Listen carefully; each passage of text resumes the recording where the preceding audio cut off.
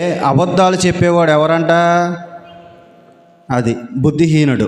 లేని మాటలు చెప్పేవాడు బుద్ధి లేనివాడు.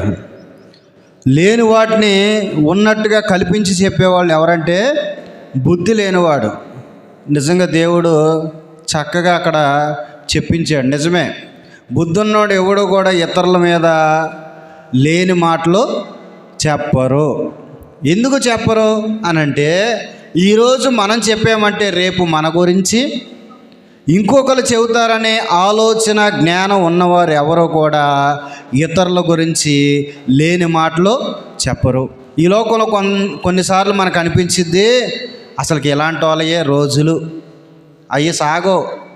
బైబిల్లోంచి నేను చెబితే మీకు అర్థమవుతుంది. చివరిలోకి వెళ్ళాక మనం అనుకుంటాం అబద్ధాలు చెప్పేవాడియే రోజులు, లేని వార్తను పుట్టించేవాడిదే రోజులు అని మనం అనుకుంటాం.